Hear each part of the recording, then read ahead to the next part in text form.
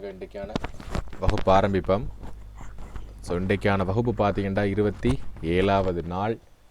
நாங்கள் வெற்றிகரமாக நாங்கள் பயணிச்சிருக்கிறோம் இந்த பாடநெறியில். ஸோ கிட்டத்தட்ட 3 மாதங்களுக்கு மேலாக நாங்கள் இந்த பாடநெறியை பார்த்துருக்குறோம். இன்னும் 2 நாட்கள் மட்டும்தான் மீதம் இருக்கிறது. 30வது நாள் எங்களுக்கு ஃபைனல் செமினாரில் நம்ம சந்திப்போம். ஆக இன்னும் 3 நாட்கள் மட்டும்தான். இதோட என்னென்னா அந்த மற்ற பிள்ளைகளும் இணைஞ்சிருப்பீங்க. இன்றைக்கு குழு ஒன்றுக்கான மாணவர்கள் இணைஞ்சிருப்பீங்க ஒரு சிலர்.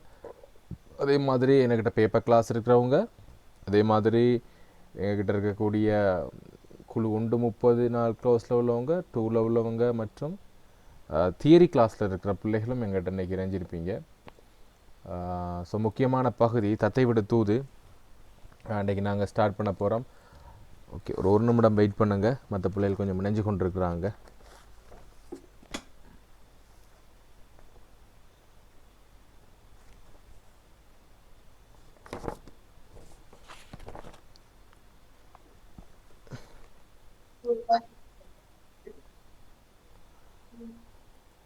ஓகே, எங்களுக்கு போன வருடம் பார்த்தீங்கன்னா தத்தை விட தூதிலிருந்து எங்களுக்கு எந்தவித வினாக்களும் எழுப்பப்படலை. ஸோ குருவினாக்களில் பார்ப்போம். இல்லை,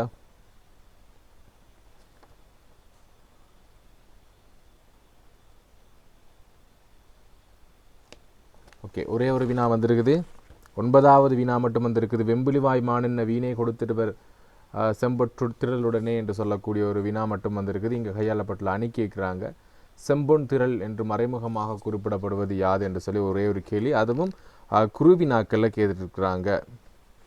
ஓகே, அப்போ அது மட்டும்தான் எங்களுக்கு. அடுத்ததாக எங்களுக்கு பகுதி 3ல் ஓகே, பகுதி 3ல் 2வது வினா பார்த்தீங்கன்னா 2வதுல 3வது வினாவா ஒரு அந்த 5 வினாக்களில் செய்யுள் பகுதியில் இருக்கக்கூடிய வினாக்களில் ஒரு வினா கேட்டிருக்கிறாங்க. கூண்டில் பசுங்கிளி போல் கோதையர் எப்பொழுதும் என்ற பாடலை கொடுத்துட்டு பொதுவாக பெண்களை ஆண்கள் எவ்வாறு நடத்துகின்றனர் என்ற ஒரு கேள்வியும், அவ்வாறு நடத்துபவர்கள் தொடர்பில் கவிஞர் எத்தகைய மனநிலை கொண்டிருக்கிறார்கிற கேள்வியும் கேட்டுக்கிறாங்க. ஆனாலும் கூட எங்களுக்கு மெயினான வினாக்களில் எதுவும் இடம்பெறலை. ஒரு குருவினாவும் அடுத்ததாக 2வது கேள்வியில் வரக்கூடிய செய்யுள் பகுதியில் 3வது வினாவாகவும் எங்களுக்கு இடம்பெற்றிருக்குது. அதனால் பெரும்பாலும் நாங்கள் அந்த கேள்வி எதிர்பார்க்கலாம். இந்த முறை தத்தை விடு தூது கூடுதலாக எதிர்பார்க்கலாம் பிள்ளைகள். அதனால தான் உங்களுக்கு எல்லாருக்கும் ஒரே கிளாஸஸாக போட்டு நாங்கள் இந்த பகுதி அன்றைக்கு பார்க்க இருக்கிறோம். இதோடு சேர்த்து நாளைக்கு நாங்கள் வினாவிடை பகுதியும் பார்ப்போம். தமிழர் பண்பாடு தமிழ் பண்பாடு பகுதி வேணால் நாங்கள் 2 நாளைக்கு பார்க்கலாம். ஏன்னா அது கொஞ்சம் பெரிய பகுதி, வினாவிடைகள் எல்லாம் நிறைய இருக்குது. அப்படிங்கிறனால பார்ப்போம் எங்களுக்கு டைம் என்ன மாதிரி இருக்குது. இந்த தத்தைவிடு தூது என்று சொல்லக்கூடிய காவியத்தை, அந்த இலக்கியத்தை படைத்தவர் தானா சரவணமுத்து பிள்ளை அவர்கள்.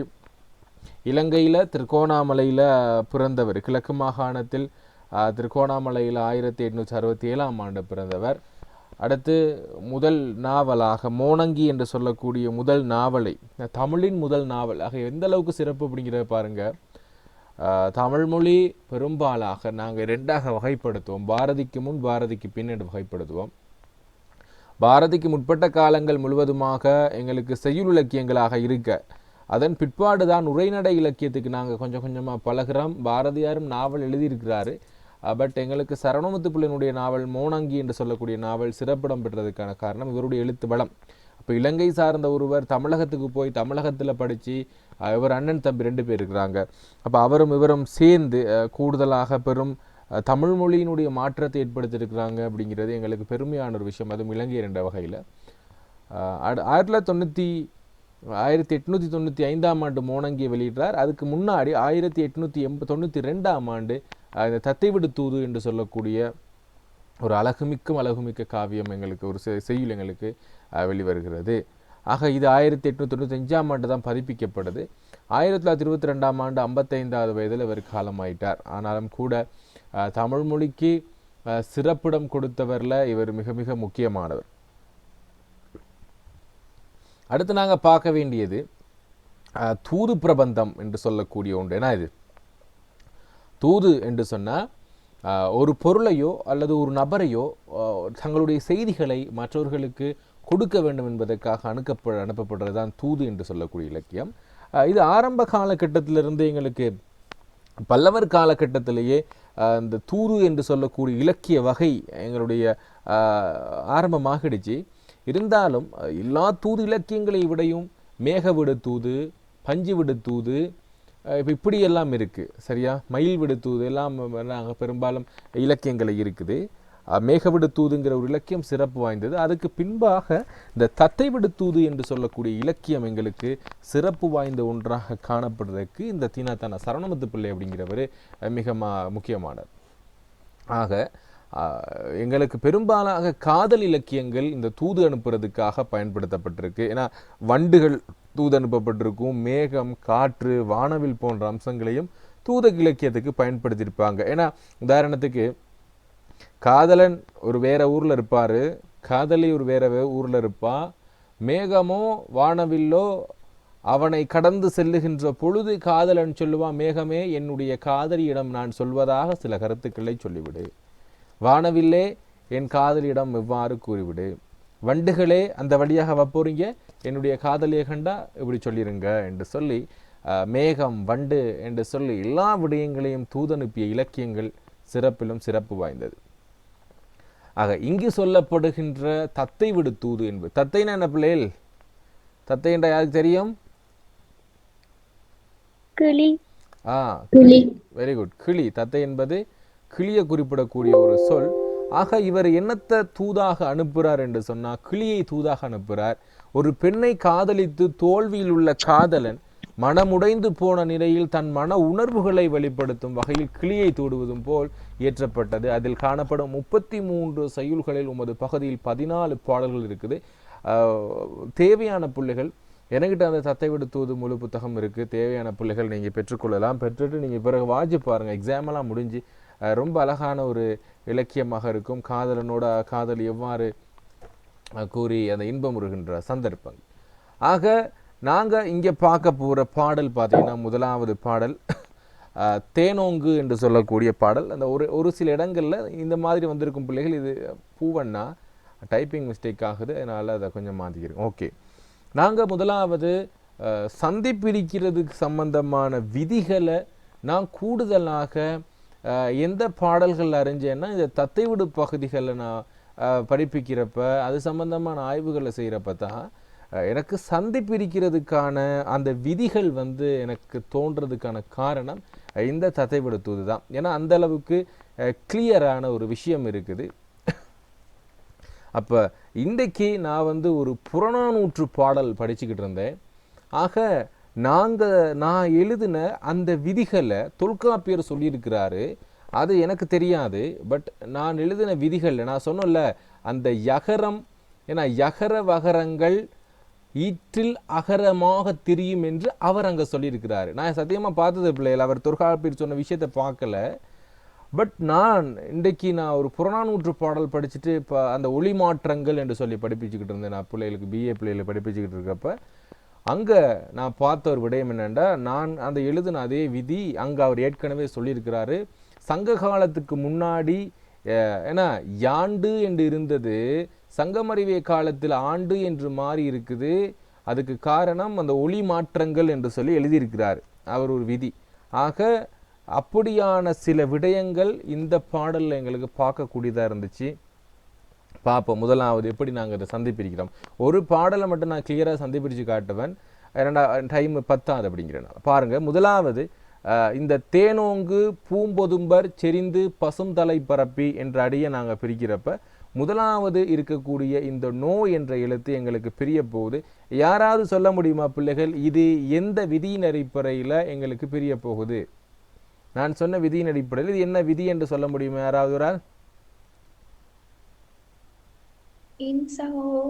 ஓகே, அதுக்கு நாங்கள் பயன்படுத்துறது உயிர்மை என்ற விதி. வெரி குட் பிள்ளைகள். இன்சக ஓ என்று சொல்லக்கூடியதாக நாங்கள் பிரியும் நாங்கள் பயன்படுத்துகிற விதி அது உயிர்மை என்று சொல்லக்கூடிய விதி. ஆக இது நிலைமொழி, இது வருமொழி என்று நாங்கள் பயன்படுத்துவோம். முதலாவது நிலைமொழி என்றால் முதல், வருமொழி என்றால் ரெண்டாவது வருதுன்னு ஞாபகம் வச்சுக்கொள்ளுங்க. நிலைமொழி ஈற்றெழுத்து இன்னாகவும் வருமொழி முதல் எழுத்து ஓவாகவும் மாறுனுச்சுன்னா எங்களுக்கு ஒன்றுமில்லை உயிர்மை என்று சொல்லக்கூடிய விதி தேன் ஓங்கு என்று சொல்லி பிரியும். அடுத்ததாக பூம்பொதும்பர் என்று சொல்லப்பட்டிருக்கு. ஏன்னா பூம்பொதும்பர், பொதும்பர்னா சோலை, பூம்பொதும்பர்னா பூக்கள் அதிகமாக காணக்கூடிய சோலை என்ற அர்த்தம். ஆக நாங்கள் ஒன்றும் செய்ய தேவையில்லை, பூம்பொதும்பர் என்று பிரிச்சிருவோம். அடுத்து பார்த்தீங்கன்னா செறிந்து என்று இருக்குது. அது எங்களுக்கு ஒரு பிரச்சனையும் இல்லை, செறிந்து என்பது ஒரு பிரச்சனையும் இல்லை. அடுத்ததாக ஒரு சந்தி பிரிப்பு வரப்போகுது. இந்து என்ற ஒரு எழுத்து இருக்கு பிள்ளைகள். இதுக்கு பதிலாக என்ன எழுத்து நாங்கள் பயன்படுத்துவோம்? இந்துக்கு பதிலாக வெரி குட், இம் என்ற எழுத்து நாங்கள் பயன்படுத்துவோம். எங்களோட விதியில் இங்கு இந்த் மற்றும் இஞ்ச் ஆகிய எழுத்துக்கள் இம்மாக தெரியும் என்ற விதி அடிப்படையில் இது இம்மாக தெரியும். ஆகவே பசும் தலை பரப்பி. இந்த இடத்துல பார்த்தீங்கன்னா வானோங்குன்னு இருக்குது, மேலே பிரிஞ்ச மாதிரி இன்சக ஓ என்ற உயிர்மை எழுத்து வான் ஓங்கு தே மாவில். இங்கே பார்த்தீங்கன்னா வாழும் மிளம் கிளியே என்று இருக்குது. இந்த மீ என்ற எழுத்து பார்த்தீங்கன்னா எங்களுக்கு பிரியும். ஸோ அந்த மீ என்ற எழுத்தை நாங்கள் ரெண்டாக பிரித்தோம் என்று சொன்னால் என்ன எழுத்தா வரும் பிள்ளைகள்?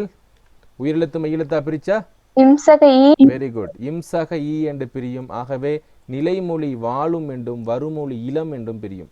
அடுத்து பாருங்க, இங்கு என்ற எழுத்து இருக்குது.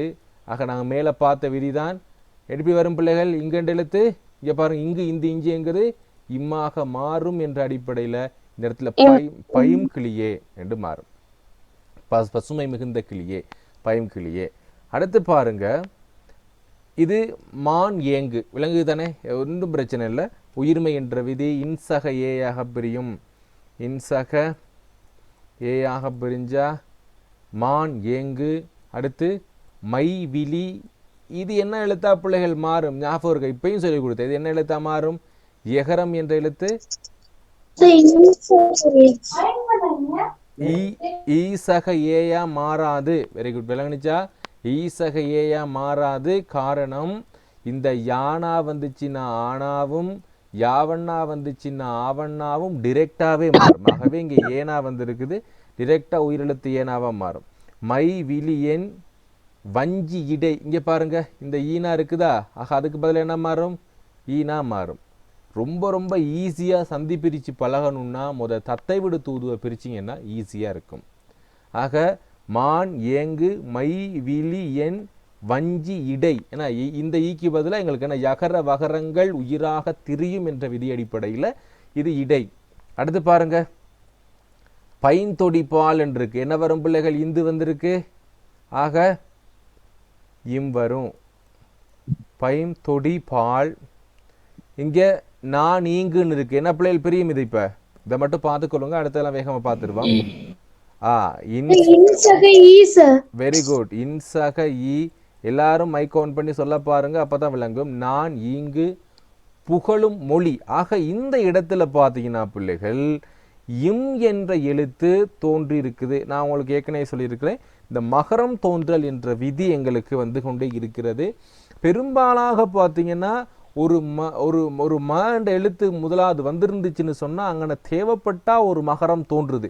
ஸோ அது நிறைய இடங்கள் இருக்குது பிள்ளைகள். மகரம் தோன்றுதலுக்கு ஒரு இடம் இல்லை, நிறைய இடங்கள் இருக்குது. அதில் ஒரே ஒரு விதி பார்த்தீங்கன்னா அந்த மகரம் தோன்றலுக்கு எங்கனையாவது ம என்ற இந்த மகர வரிசையில் வர்க்கெழுத்தில் வந்தால் இம் தோன்றுது. பட் எக்குரேட்டாக சொல்ல முடியாது இங்கனதான் அப்படிங்கிறது என்னால் இன்னும் சொல்ல முடியலை. அதை நாங்கள் பிறகு பார்க்கலாம். மகரம் தோன்றல் மட்டும் நான் பிறகு பார்த்துக்கொள்வோம், இன்னும் அந்த விதியை சரியாக சொல்லி கேள். அடுத்து பார்த்தீங்கன்னா நட்கிளியே என்று இருக்கு பிள்ளைகள். அப்போ இது நட்கிளியே என்பது இந்த ரகரம், இந்த 2 சுழி நகரம், அடுத்து இந்த லகரம் நுனியண்ண லகரம், இந்த மூன்றுமே தோழமை எழுத்துக்கள் என்று நான் சொல்லியிருக்கிறேன். ஆக இந்த ரகரம் வந்துச்சுன்னு சொன்னால் டிரெக்டாக இந்த லகரமாக மாறும். ஆக நட்கிளியே என்பது நல்கிளியே என்று சொல்லி மாறிடும். சரியா? ஆக எங்களுக்கு இன்னொரு எழுத்து, ஏன்னா இட்டு, அடுத்து 3 சுழி நகரம் வளைனா நகரம், அடுத்து இந்த லகரம் வளைனா நகரம் கொஞ்சம் வளைஞ்சிருக்கும் இது. ஸோ கால் லகரம் என்று வச்சுக்கொள்ளலாம். இந்த 3 ஃப்ரெண்ட்ஸ் லெட்டர் தோழமை எழுத்துக்கள். ஆக நான் ஈங்கு புகழும் மொழி நல்கிளியே கூறாயே. அடுத்து பாருங்க, நங்கை யவள்னு இருக்குது. இந்த யவ என்னவா மாறும்? ஆவா மாறும். நங்கை யவள். பாட்சென்று என்று சொல்றது இந்த இட்டு என்ன பிள்ளைகள் மாறப்போகுது, என்ன மாறி இருக்குது, இல்லாக மாறும். பால் சென்று நலம் பெறனி கூறாயே என்று சொல்லி மாறும். இவ்வளவுதான் இந்த பாடலுக்கான சந்தி பிரிப்பு முறைகள். நினைக்கிறேன் கிளியராக விளங்கி இருக்கொண்டு இதில் ஒரு 4 விதிகள் தான் பயன்படுத்தப்பட்டிருக்கு பிள்ளைகள். ஆக மருக சொல்கிறது தான் உங்களுக்கு தேவை, சந்தி பிரிக்கணும்னு தேவைண்டா யூடியூப்பை பார்த்து கொள்ளுங்க பிள்ளைகள். ஓகே, கொஞ்சம் நான் மெசேஜ் பார்க்குறது குறைவாக இருக்கும் பிள்ளைகள், ஏனெண்டா கொஞ்சம் வீடியோஸ் கட் ஆகும். அதனால் நான் பெரும்பாலும் பிடிஎஃப்பை தான் பார்த்து கொண்டிருப்பேன். மைக் ஆன் பண்ணி சொல்லுங்கள், கோச்சிக்கலாம் இங்கே. ஓகே, இவ்வளோதான். ஆக நான் அதெல்லாம் டெலிட் பண்ணிடுறேன். இப்போ பாடலுக்குள்ளே நாங்கள் போகிறோம். பாடலை வாசிக்கிறேன். தேன் ஓங்கு பூம் பொதும்பர் செறிந்து பசும் தலை பரப்பி வான் ஓங்கு தேமாவில் வாழும் பைங்கிளியே மான் ஏங்கு மைவிலியன் வஞ்சியிடை பைந்தொடிப்பால் நான் இங்கு புகழி மொழி நட்கிளியே கூறாயே நங்கையவள் பால் சென்று நலம்பெறனி கூறாயே என்று சொல்லியிருக்கு. ஸோ முதலாவது பார்த்தீங்கன்னா இந்த பாடலுக்கான நான் பொருளை சொல்கிறேன். இப்போ காதலன் காதலியை வர்ணிக்கிறாரு. அது மட்டும் இல்லாமல் அங்கே இருக்கக்கூடிய கிளியை தான் தூது விட போகிறார். ஏன்னா அந்த இப்போ நாங்கள் யாருக்காவது ஒரு ஹெல்ப் கேட்குறோம் என்று சொன்னால் எப்படி கொஞ்சம் போயிட்டு வாங்கம்மா, ஏன்னா கடைக்கோ அல்லது கொஞ்சம் டவுனுக்கோ அல்லது ஏதோ ஒரு விடயத்துக்காக நாங்கள் அவங்ககிட்ட கொஞ்சம் ஹெல்ப் கேட்குறோம். ஏன்னா பக்கத்தில் உங்களோட ஃப்ரெண்டுக்கிட்டையோ இல்லாட்டி யாருக்கிட்டையோ உங்களோட ஹெல்ப் கேட்குறப்ப அவள் என்ன செய்ய மாட்டா, லேசுக்குள்ளே செய்ய மாட்டா. ஆக நாங்கள் என்ன செய்யணும் என்று சொன்னால் அந்த ஃப்ரெண்டை கொஞ்சம் புகழ வேண்டி வரும். ஆக அப்படி புகழுகின்ற பொழுது தான் நாங்கள் அந்த வேலைகளை செய்கிறதாக இருக்கும். ஆக இங்கே நான் உங்களுக்கு கிளியை காட்டுறேன்.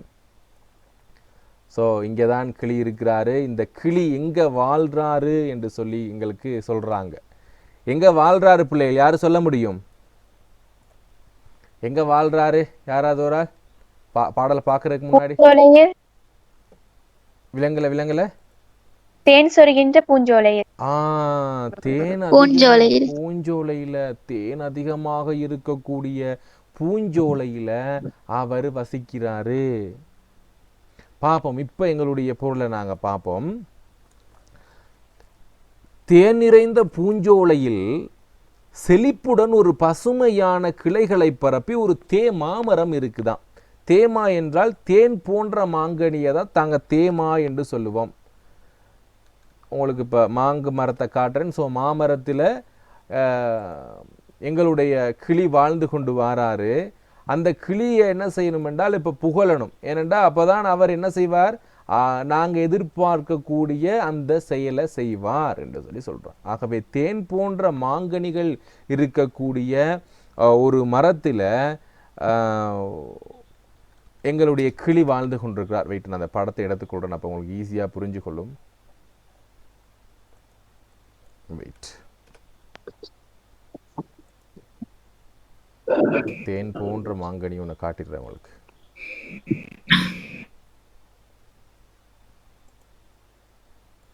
Okay, sorry. இப்போ உங்களுக்கு தேன் போன்ற மாங்கனி ஒரு ஃபோட்டோ இங்கே காட்டப்பட்டிருக்கு. இதான் தேமா என்று சொல்லுவோம். தேன் போன்ற மாங்கனிகளுக்கு தேமா. இப்போ நாங்கள் பொருளை பார்ப்போம்.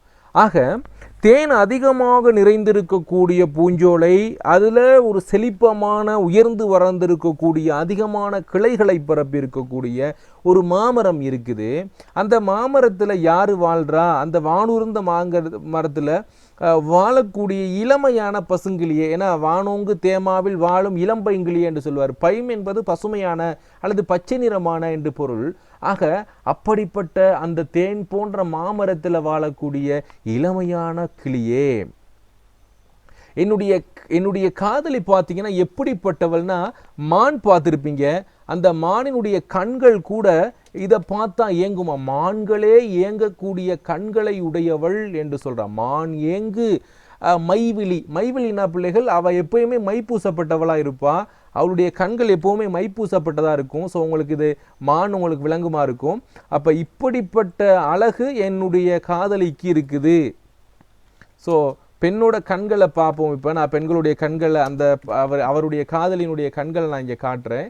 இப்போ மான்களே ஏங்கி நிற்கக்கூடிய கண்களை உடையவள் என்று சொல்லி சொல்கிறேன்னா அப்போ எந்த அளவுக்கு அது அழகிய கண்களாக இருக்கும். ஸோ இதுதான் எங்களுக்கு அந்த பெண்ணோட கண், இது அந்த மானோட கண், இந்த பெண் என்ன பூசியிருக்கிறா, மை பூசப்பட்டது கிடைக்கல, ஸோ அது ஓகே.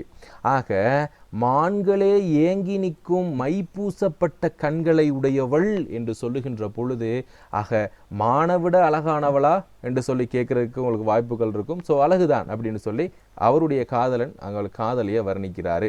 ஓகே, மான் ஏங்கு மைவிலியன், மைவிலினா பிள்ளைகள் மை பூசப்பட்ட கண்கள் என்று அர்த்தம். ஆக மானே ஏங்கி நிற்கக்கூடிய மை பூசப்பட்ட கண்களையும் வஞ்சி கொடி போன்ற இடையினையும் உடையவள். ஆக நீங்க வஞ்சி கொடி பார்த்திருந்தா தெரிஞ்சிருக்கும் பிள்ளைகள், யாராவது வஞ்சி கொடி பார்த்திருந்தா அது தெரிஞ்சிருக்கும். ஸோ எல்லாத்தையும் போட்டோஸ் எடுக்க முடியாத டைம் பத்தாது. ஆகவே வஞ்சி கொடி போன்ற இடுப்பு, ஏன்னா இடை என்றால் அந்த இடுப்பு இடையை கொண்டவள் என்று சொல்றாங்க. இடையினையும் பசுமையான வளையல்களும் அணிந்திருக்கிறாளாம். ஆக அவளுடைய அழகையும் சொல்லணும், அதே நேரம் கிளியையும் அழகுபடுத்தணும். ஆகவே 2 விடயங்களும் உள்ளடங்கலாக இந்த பாடல் எங்களுக்கு அமைஞ்சிருக்குது. பசுமையான புதிய வளையல்கள் என்ற அர்த்தம். அவளுடைய வளையல் எல்லாம் உடைஞ்செல்லாம் இல்லை, அவள் அணிஞ்சிருக்கிற வளையல் எல்லாம் புது வளையல்கள், பசுமையான வளையல்கள், அவ்வளோ அழகான வளையல்கள் அணிஞ்சிருக்கிறது. ஆகவே நான் இங்கே சொல்லுகின்ற சில விஷயங்களை நீ போய் என்னுடைய காதலிக்கிட்ட சொல்லிட்டு வாரியா, அந்த பெண்ணிடம் சென்று அந்த நல்ல விடயங்கள், ஏன்னா அவளுக்கு ஏற்ற நலம் பெற. ஏன்னா நான் எப்போயுமே அவள் வீணாக போகணும் அல்லது அவள் ஏன்னா ஏற்றுக்கொள்ளக்கூடாது என்ற விடயத்தை சொல்ல மாட்டேன். அவள் நன்மைக்காகத்தான் நான் எல்லா விஷயமும் சொல்லி கொண்டிருக்கிறேன். நான் ஏற்கனவே அவளை காதலிச்சேன், பட் என்னை அவள் விட்டுட்டு இப்போ வேறு யாரையோ திருமணம் பண்ண போறா போல. அதனால் நான் அவளுக்காக ஒரு சில விஷயங்கள் சொல்கிறேன், அதை மட்டும் நீ அவட சொல்லிட முடியுமா என்று சொல்லி கேட்குறா. ஸோ இப்போ நாங்கள் அதுக்கான பொருளை பார்க்கலாம் பிள்ளைகள். முதலாவது பார்த்தீங்கன்னா தேனோங்கு என்று சொல்லி நாங்கள் பார்த்துட்டோம். தேன் அதிகமாக நிறைந்திருக்கக்கூடிய பூஞ்சோலையில் செறிந்து பசுந்தலை பிறப்பி. அப்படி இருக்கக்கூடிய பூஞ்சோலையில் செழிப்புடன் வாழக்கூடிய அதிகமான கிளைகளுடைய ஒரு மாமரத்தில் பசுந்தலை பிறப்பி வான் ஓங்கு. அது எப்படி இருக்குன்னா வானத்தை ஓங்கி வளர்ந்து இருக்கக்கூடியது. அவ்வளவு உயரமான ஒரு மாமரம். மைக்கை கொஞ்சம் ஆஃப் பண்ணுங்க பிள்ளை எல்லாரும். அவ்வளவு உயரமான மாமரத்தில் வாழக்கூடிய ஒரு இளம் பைங்கிளியே, பசுமையான கிளியே, என்னுடைய காதலி பற்றி நான் சொல்கிறேன். மான் ஏங்கு மைவிழி என்று சொல்கிறார். ஏன்னா மான்களே ஏங்கி நிற்கும் மை பூசப்பட்ட கண்களையும் உடையவள் உதாரணம் காட்டப்பட்டிருக்குது. அடுத்து வஞ்சிக்கொடி போன்ற இடையினை உடையவள், வள்ளிக்கொடி அல்லது வஞ்சிக்கொடி என்று சொல்லுவாங்க.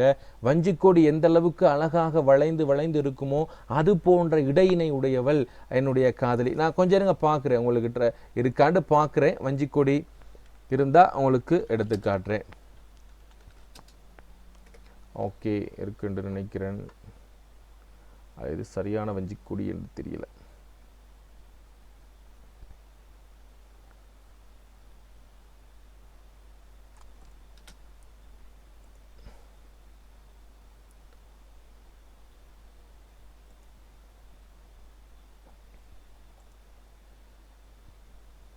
ஓகே, இல்லை பிள்ளைகள், அந்த கொடி இல்லை, வேறு ஏதோ காட்டுது.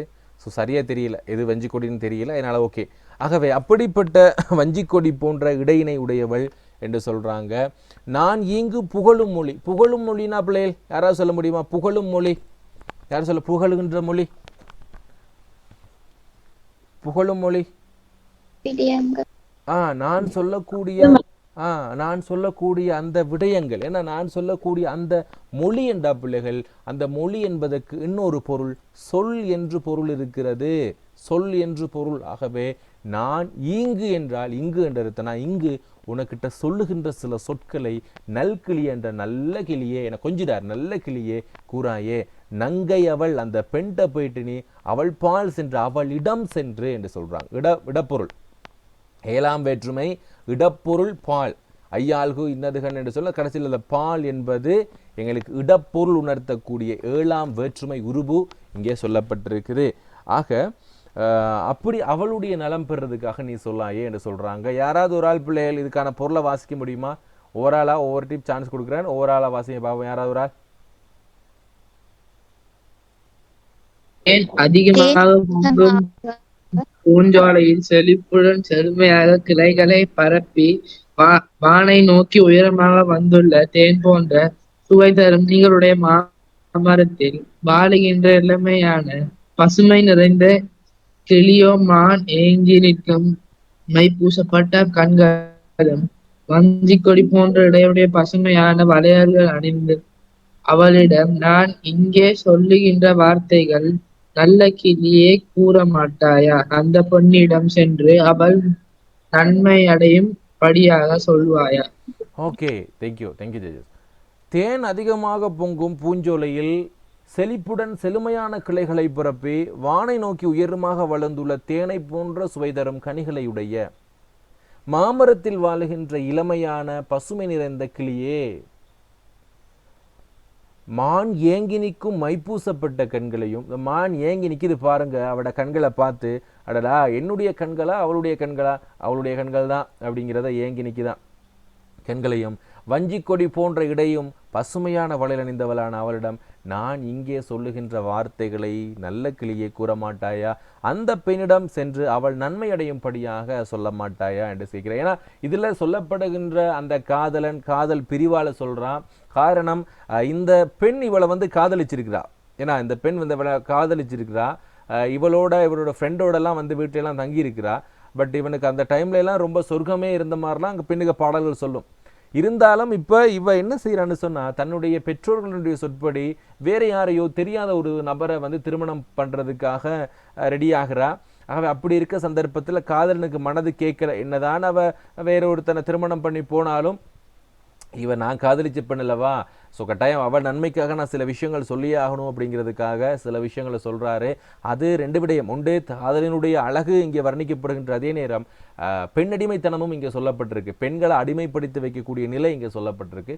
மிக அழகாக நாங்கள் அடுத்தடுத்த பாடலை பார்க்கலாம். ஸோ முதலாவது பாடல் கிளியர் அப்படிங்கிறவங்க பிள்ளைகள் ஆன்சர் பண்ணுங்க பார்ப்போம். ஓகே சார், எனக்கு கிளியர் இந்த பாடல் விளங்குனிச்சு சார் என்று சொல்லுவோம். 40 நிமிடம் முடிஞ்சிருச்சு பிள்ளைகள். கிளியர் என்று சொல்கிறவங்க ஓகே. ஏன்னா இது எல்லா ஏனைய பாடங்களை விட கொஞ்சம் இன்ட்ரெஸ்டான பாடல், எல்லாரும் விரும்பக்கூடிய ஒரு பாடப்பகுதி. ஓகே குட், வெரி குட் பிள்ளைகள், எல்லாரும் பண்ணுறீங்க. ஓகே குட், தூங்கிடாதீங்க இன்னும் பண்ணாதவங்க. ஓகே ஓகே வெரி குட், எல்லாரும் ஆன்சர் பண்ணுங்க. ஸோ எல்லாரும் இருக்கீங்க தானே, கேட்டுக்கொண்டிருக்கேன் சார் என்று சொல்கிறவங்க ஒரு மெசேஜ் ஒன்று தட்டி விடுங்க. ஸோ நான் கேட்டுக்கிட்டு தான் சார் இருக்கேன் அப்படிங்கிறவங்க ஒரு மெசேஜ் ஒன்று போட்டு விடுங்க, நான் பார்க்குறேன் பிறகு. ஓகே, ரெண்டாவது பாடல் என்று பார்க்குறப்ப நாங்கள் பார்க்குறோம், இதில் நாங்கள் பெரும்பாலும் சந்தி பிரித்து எழுதுறதுக்கான விதிமுறைலாம் சொல்லிக் கொடுக்க மாட்டேன். பட் சந்தி பிரித்து நான் சொல்கிறேன், பிள்ளைகள் கேட்டுக்கொள்ளுங்க. செங்கமல வாழ்விலியால் சேர்க்க கருதுமுவன் மங்கை தனக்கு ஏற்ற மணவாளனோ புகழாய் நங்கை நிலைக்கு ஏற்க நடக்க வளனோ புவியில் கொங்கு மலர் மாலை குரங்கு கழிப்பாரோ கோதையிடம் இம்மாற்றம் கூறுதியால் என்று சொல்லி சொல்வோம். அழகான ஒரு பாடல். ஸோ இதுக்கான பொருளை நாங்கள் முதலாவது பார்த்துருப்போம். ஸோ சந்திப்பிரிக்கிற இடம் தெரியுதானே, செங்கமல வாழ் விழியால் இட்டு வந்திருக்கு பிள்ளைகள். ஆகவே எங்களுக்கு இல்லு வரும். முதல் நான் சொல்லிக் கொடுத்தேன், வாழ்விழியால் சேர்க்க கருதும் உவன் என்று சொல்றது பாருங்க, இது அவன். ஏன்னா அதாவது படற்கையில் நாங்கள் சொல்லுவோம், படற்கை என்று சொல்றது அவன். இவன் என்றால் முன்னிலை, இந்த ரெண்டுக்கும் இடையில இருக்கிறது உவன் என்று சொல்லுவோம். ஓகேவா, இதுக்கு ரெண்டுக்கும் இடையில இருக்கிறது உவன். இது எதுன்னு சொல்லப்படுது என்று தெரியாது, படற்கையில தான் பெரும்பாலும் வரும் உவன் என்பது. ஆனால் இவனுக்கும் அவனுக்கும் இடையில இருந்து அவங்களோட ஸ்கூல்ல பாருங்க, முன்னாடி பெஞ்சில் இருக்கிறது இவன், பின்னாடி பெஞ்சில் இருக்கிறது அவன், அதுக்கு இடையில பெஞ்சில் இருக்கிறது உவன். ஓகே, அதான் விளங்கிக்கணும், விளங்கி. ஆக உவன் என்ற சொல் தற்கால பயன்பாட்டில் இல்லை, ஆனால் ஆரம்பகால பயன்பாட்டில் உவன் என்ற சொல் இருந்துச்சு, அதனால உவன் என்று சொல்லி பயன்படுத்துது. ஆகவே உவன் மங்கை தனக்கு ஏற்ற மணவாளனோ, அடுத்து மணவாளனோ புகழாய் நங்கை நிலைக்கு ஏற்க நடக்க வளனோ புவியில் கொங்குமலர் மாலை குரங்கு கழிப்பாரோ கோதையிடம் இம்மாற்றம் கூறுதியால் பைங்கிலியே என்று சொல்லி சொல்றாங்க. ஆக இவனுடைய காதலியை ரொம்ப அழகா வர்ணிக்கிறான். முதலாவது அவ எப்படிப்பட்டவனா, செங்கமலம் போன்ற அழகிய முகம். ஏன்னா கமலம் என்ற தாமரை, சிவந்த நிற தாமரை மலர் எவ்வாறு இருக்குமோ அப்படிப்பட்ட அழகு அவளுடைய முகம். அடுத்து வாள் போன்ற விழி. ஆக ரெண்டு விஷயம் சொல்லப்பட்டிருக்கு, செங்கமல வாழ்விழியான்னு சொல்லப்பட்டிருக்கு. செம்மை நிறமான தாமரை மலர் போன்ற முகத்தை உடையவள், வாள் போன்ற விழியை உடையவள். அப்படிப்பட்ட அந்த பெண்ணை நான் அவளோட சேர்ந்து வாழ்றதுக்கு நான் நின்றேன். ஏன்னா அவளோட நான் சேர்ந்து வாழ்றதுக்கு நினைக்கிறேன். கிளியை நீ சொல்லு, நான் அவளுக்கு ஏற்ற கணவன் தானா? என்னுடைய அழகுக்கு அவளுடைய அழகுக்கு நான் ஈடு கொடுக்கக்கூடியவனா? அவளை பார்த்தா அப்படியே தாமரை மலர் போல் இருக்கிறா, அவளோட கண்கள் எல்லாம் வாழ் மாதிரி இருக்குது, மைப்பூசப்பட்ட கண்கள் இருக்குது, மான்களை ஏங்கி நிற்கும் கண்களை உடையவன் ஏற்கனவே நான் சொன்னேன் உனக்கிட்ட. ஆக அப்படிப்பட்ட அந்த பெண்ணுக்கும் எனக்கும் ஒத்து வருமா அப்படின்னு சொல்லி கேட்குற அழகா என்பதை கூறுவா என்று சொல்ல கேட்க அவளது தகுதிக்கு நங்கை நிலைக்கு ஏற்க நடக்க வல்லணும். அவ சொல்ற விஷயத்த நான் கேட்பேனா, அதே மாதிரி அவளுக்கு ஏற்கக்கூடிய நடந்துக்குவனா அப்படியெல்லாம் பல வாரா கேட்குறான். பூமியில் வாராவது கொங்கு மலர் என்று சொன்னா வாசனை மிகுந்த மலர்களை யாராவது குரங்கு கொடுப்பான். ஆக இவனை என்னன்னு சொல்லிக் கொள்றான் பிள்ளைங்க, தலைவன் என்னன்னு சொல்லிக் கொள்றான், தலைவன் என்னன்னு சொல்றான் பிள்ளைங்க?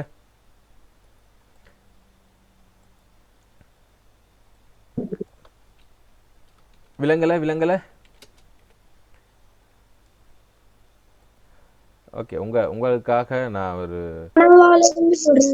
இல்ல, இப்ப கொங்கு மலர் என்று சொல்றது மாலை தானே. ஆக தலைவனை என்ன சொல்றான், இங்க பாருங்க இதுதான் தலைவன். ஓகேவா, கொஞ்சம் இருங்க வாரேன். ஓகே, தலைவியை நான் காட்டுறேன் இப்ப. சார் தலைவன் நல்லா இருக்காரு சார். நல்லா இருக்காரு தானே. ஓகே, அதான் அதுக்காக தான் போட்டேன். அதுக்கு ஏத்த ஒரு தலைவி. ஓகே, கூகுளில் தான் தேட வேண்டி இருக்குது. அதெல்லாம் சிரிச்சுக்கிட்டு இருக்காரு. ஓகே ஓகே, அதான் சிரிச்சு கொண்டிருக்கிறாரு என்ன. ஓகே, இப்போ இப்படி போடுவோம் ஒரு ஃபோட்டோவை. யாரோட ஃபோட்டோலாம் தெரியாது, கூகுளில் தான் எடுக்கிறேன், நினச்சிடக்கூடாது. ஓகே ஓகே, தலைவி இங்கே இருக்கிறா. ஸோ ஒரு சினிமா நடிகை தான் எடுத்திருக்கிறேன். ஸோ இவ எப்படி இருக்கிறான்னு சொன்னால் வாசனை நிறைந்த மலர் போல இருக்கிறாளாம். இப்படி வாசனை நிறைந்த மலரை ஏன்னா யாராவது குரங்கு கிட்ட கொடுப்பாங்களா என்று சொல்ற. கொங்கு மலர் மாலை குரங்குக்கு அழிப்பாரோ கோதையிடம் மாற்றம் கூறுதியால். ஸோ சில விஷயங்களை நான் சொல்கிறேன். எனக்கு எப்படியும் அவளை திருமணம் பண்ணி முடிக்க மாட்டாங்க. ஏன்னாண்டா என் முகத்தை பார்த்தா குரங்கு மாதிரி இருக்குது, அவளை பார்த்தா அப்படியே செந்தாமரை மலர் மாதிரி இருக்கிறா. அடுத்து அவளோட கண்கள் எல்லாம் வாழ்விழி போல இருக்குது. அவளுக்கு ஏற்று நான் நடக்கக்கூடியவனாக இருப்பேனா, அடுத்து அவளோட அழகுக்கு என்னுடைய அழகு வீடு கொடுக்கக்கூடியதாக இருக்குமா அப்படின்னு அவனே கேட்டுட சொல்கிறான். இல்லை யாரும் இந்த உலகத்தில் வாசனை நிறைந்த மாலையை குரங்குக்கு கொடுக்க மாட்டாங்க அப்படின்னு சொல்கிற அடிப்படையில் தன்னைத்தானே என்ன செஞ்சு கொள்கிறான் அவர். ஓகே, நான் குரங்கு போல தான் அப்படிங்கிறத அவன் ஏற்றுக்கொள்கிறான் ஆண்டி சொல்லி சொல்கிறப்ப சார் இருந்தாலும் நான் சொல்கிற சில விஷயங்களை சொல்லு, நான் அவளுக்கு ஏற்றவனை இருப்பேனா என்னன்னு தெரியலை, பட் நான் சில விஷயங்கள் சொல்கிறேன், அவளிட சொல்லிடுறியா என்று சொல்லி கேட்குறான். ஆக அடுத்து நாங்கள் பொருளை பார்ப்போம். இப்போதைக்கு மறக்க பார்ப்போம். செங்கமல வாழ்விழியாள் சேர்க்க கருதுமுவர். ஏன்னா தாமரை மலர் போன்ற முகமும் வாழ் போன்ற விழிகளையும் உடைய அந்த பெண்ணை சேர்ந்து கொள்ள, அவளோடு சேர்ந்து வாழ நினைக்கின்ற நான் மங்கை தனக்கு ஏற்ற மணவாளனும் அப்படி அவளுக்கு ஏற்ற மணவாளன். பிள்ளைகள் மணவாளன் மணவாளன் மணவாளன் யாராவது கணவன். ஏன்னா அந்த அந்த அவளுக்கு கணவன் மணவாளன் என்றா கணவன். ஆக அப்படிப்பட்ட அந்த குரங்குக்கு சரி, அது அப்படிப்பட்ட அந்த பெண்ணுக்கு ஏற்ற உங்களுக்கு ஒரு நிமிஷம் இருங்க, அது அந்த ஒரு மணவாளனை காட்டுறேன் உங்களுக்கு. வெயிட் அழகான ஒரு ஃபோட்டோ ஒன்று காட்டுறேன். ஸோ அவங்க ரெண்டு பேரும் இவர் இப்படி தான் இருப்பார். ஓகே, மணவாளனை பார்த்தீங்களா, இப்படி தான் இருப்பார். ஆகவே அந்த நங்கைக்கு ஏற்ற மணவாளன் இப்படி தான் இருப்பார் என்று சொல்லப்பட்டிருக்கு. ஆகவே அப்படியேப்பட்டவருக்கு நான் ஏற்ற மணவாளனா என்று சொல்லி கேட்கிறாரு. ஓகே, நங்கை நிலைக்கு ஏற்ற நடக்க. அடுத்து கேட்கிறாரு, நல்ல போட்டோஸ் எங்க எடுத்தீங்க? ஓகே நான் சொல்றேன் பிறகு.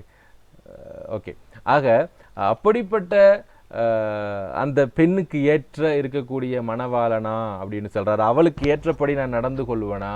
அடுத்து கேட்கிறாருன்னா நடக்க வரணும். புவியில் கொங்கு மலர் மாலை, புவியில யாராவது வாசனை மிக்க மலர்களை குரங்குக்கு கொடுத்துருவாங்களா என்று சொல்லி கேட்டு அழகாக என்னுடைய கதைகளை அவர்கிட்ட சொல்லிட்டு சொல்றாங்க. ரைட், இப்போ யாராவது வேற ஒரு ஆள் அந்த பொருளை வாசிங்க பிள்ளை, யாராவது வேற ஒரு ஆள் இந்த பொருளை வாசிங்க.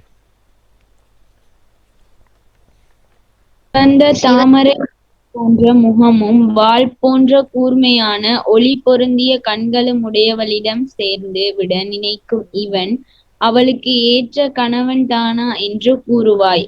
அப்பெண்ணின் தன்மைக்கு ஏற்று நடக்க வல்லமையுடையவனோ புவியிலே வாசனை மிகுந்த மலர் மாலையை குரங்கின் கழுத்தில் அணிந்து சந்தோஷப்படுவாரோ?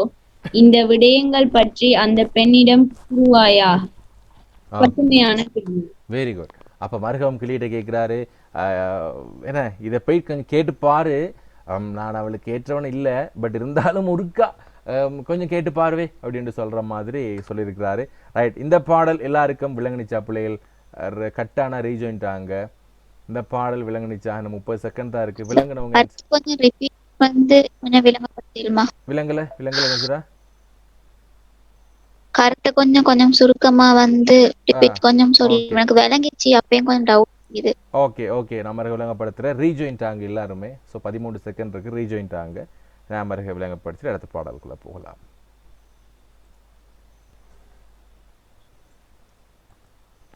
ஓகே, நாங்கள் மறுக்க ஒருக்கா பார்த்துக்கொள்வோம் இந்த பொருளை. சிவந்த தாமரை மலர் போன்ற முகம் இருக்கிறான் அவளுக்கு. சிவந்த தாமரை போன்ற முகமும் வாள் போன்ற கூர்மையான ஒளி பொருந்திய கண்களையும் உடைய இந்த பெண்ணை சேர்றதுக்கு ஏற்ற கணவன் தானா, அவளுக்கு ஏற்ற கணவனா அப்படின்னு முதலாவது கேட்கிறா. ரெண்டாவது கேட்கிறா, அது மட்டும் இல்லாம இந்த பெண்ணுக்கு ஏற்ற கணவனாக என்னால் இருக்க முடியுமா, இவ சொல்றபடியில நான் நடந்துக்க முடியுமா? கிளிகிட்ட தான் கேட்கிறா. கிளிகிட்ட கேட்கிறா. முதலாவது சிவந்த மலர் போன்ற முகம் இருக்குது, வாள் போன்ற கூர்மையான ஒளி பொருந்திய கண்கள் இருக்குது, அப்படிப்பட்ட அந்த பெண்ணுக்கு ஏற்ற கணவன் தானா?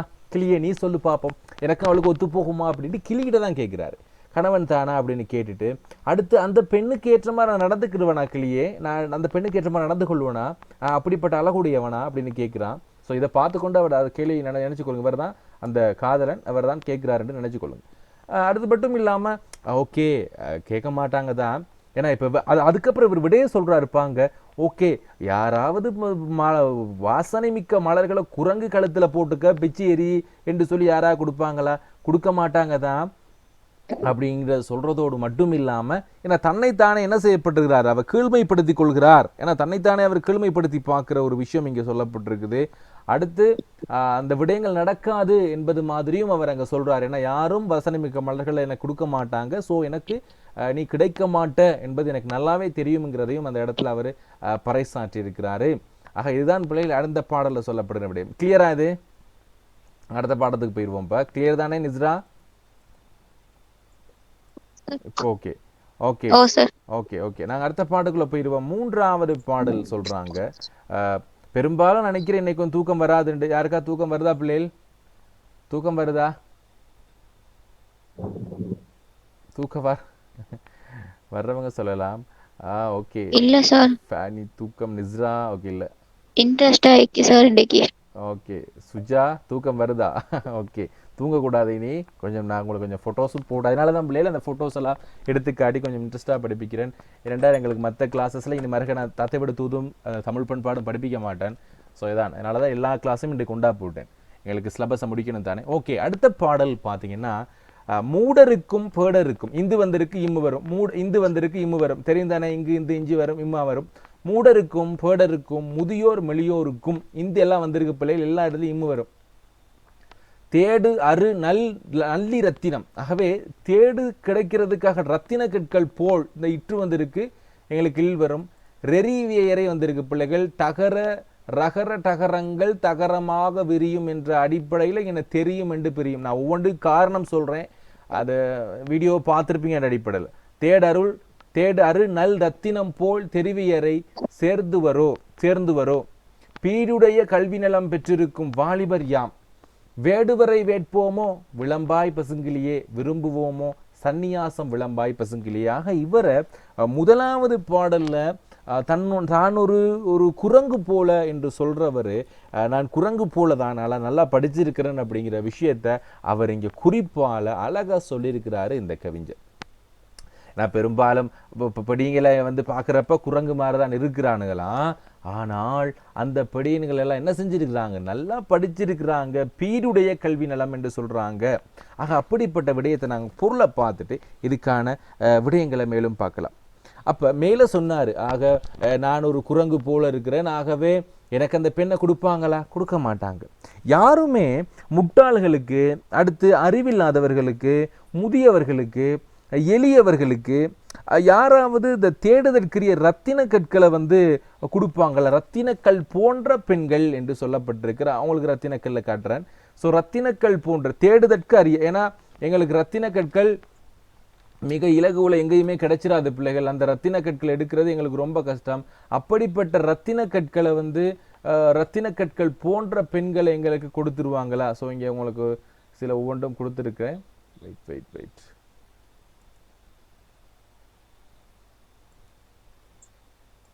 ரத்தினங்கள். ஓகே, இப்போ இப்படி இருக்கிறாளாம். அவட முகமெல்லாம் ரத்தினக்கல் மாதிரி இருக்குதான்.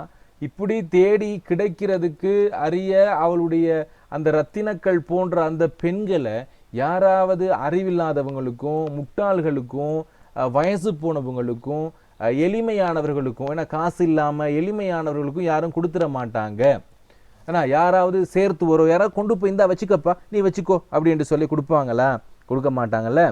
இந்த மாதிரி அடுத்து பீடுடைய, பீடுனான பிள்ளைகள் யாராவது ஒரு ஆள் பீடுடைய,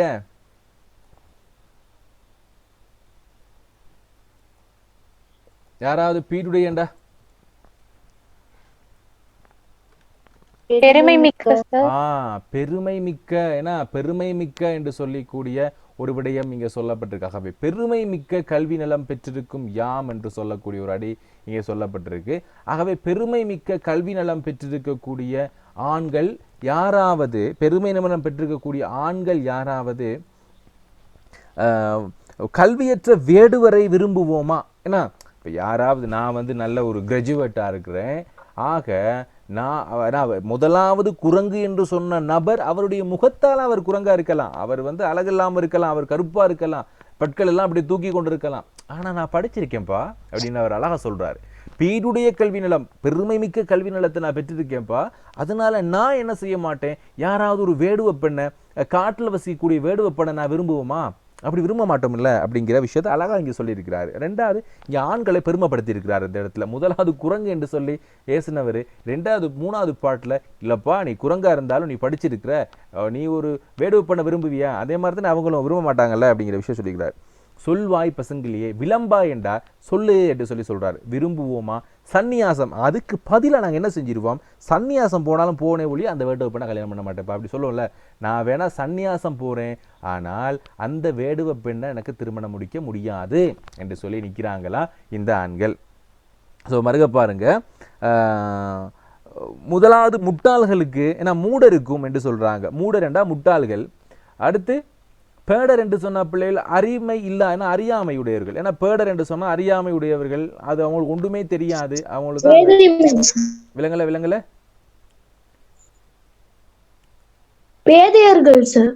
பேதையர்கள் என்று சொல்லலாம். ஓகே குட், நம்ம பேதமையில பார்த்தோம்ல, அந்த மாதிரி யாரும் அறியாதவர்கள் என்ற பொருள். ஓகே, பேதையர்களுக்கு யாராவது என்ன சொல்ல மாட்டாங்க, முதியோர்னா வயசு போனவங்க, மெலியோர்னா எல்லாத்துலேயுமே ஏன்னா எளியவர்கள், அவங்களுக்கு என்ன செல்வங்களும் இருக்காது, அதே மாதிரி எதுவுமே அவங்களுக்கு தெரியாது, அப்படிப்பட்டவர்களுக்கு யாராவது தேடு அரு நல் ரத்தினம் போன்ற தேடி கிடைக்கக்கூடிய அளவு இருக்காது ரத்தின கற்கள், ரொம்ப ரொம்ப அரிது.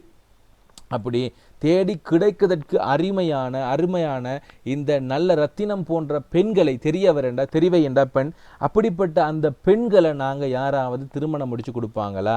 இல்லை அப்படிங்கிற ஒரு கேள்வியை யார்கிட்ட கேட்குறாரு பிள்ளைகள்? இது யார்கிட்ட கேட்குறாரு கேள்வியை?